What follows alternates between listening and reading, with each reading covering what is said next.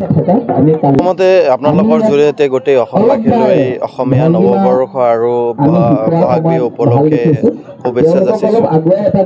আমি বিজনীত আজিৰে পৰা 5 দিনীয়া বিহুৰ কৰ্মশালা আমি আজিৰ পৰা শুভাৰম্ভ কৰিছোঁ।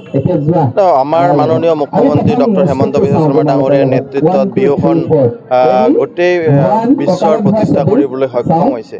আমিও বিচাৰিছোঁ যে আমাৰ বিজনীত এই নৱ প্ৰজন্মই যাতে এই বিহুক আঁকোৱালি লৈ গোটেই অসম বা ভাৰতবৰ্ষৰ এই বিহুৰ যি আমাৰ গুৰুত্ব সেইখিনি বুজি পায় বা আমাৰ সংস্কৃতিক আগুৱাই লৈ যোৱাৰ কাৰণে যুৱ প্ৰজন্মই প্ৰেৰণা পায় আৰু তেওঁলোকে কেনেকৈ আগবঢ়াই লৈ গ'লে ভাল হ'ব। ইয়াতে সকলো বস্তুৰে এটা শিক্ষাগুৰুৰ প্ৰয়োজন আছে আৰু সেই শিক্ষাগুৰু অবিহনে সম্পূৰ্ণ সঠিকভাৱে কৰিব নোৱাৰে। সেইকাৰণে আমি শিক্ষাগুৰুৰ ইয়াতে গুৱাহাটীৰ পৰা আমি শিক্ষাগুৰু তেওঁলোকক আমি আনি দিছোঁ যে তেওঁলোকে সঠিক শিক্ষাটো ল'ব পাৰে।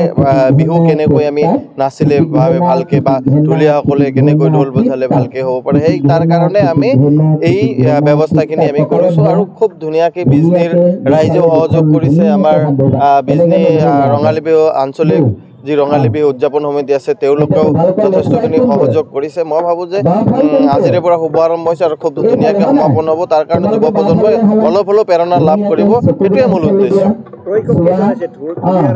মোটামুটি আমাৰ 5জনীয়া প্ৰশিক্ষণৰ দল আছে। আমাৰ ৰঞ্জিত গগৈও আমাৰ মাজত শেষৰ দিনত তেওঁ আহিব। তো মই ভাবোঁ যে খুব এটা পজিটিভ দিশত আগবাঢ়িব বুলি মই প্ৰশিক্ষণ সেইকাৰণে মই সকলোকে সহযোগ কৰাৰ কাৰণে আকৌ এবাৰ অনুৰোধ কৰিছোঁ।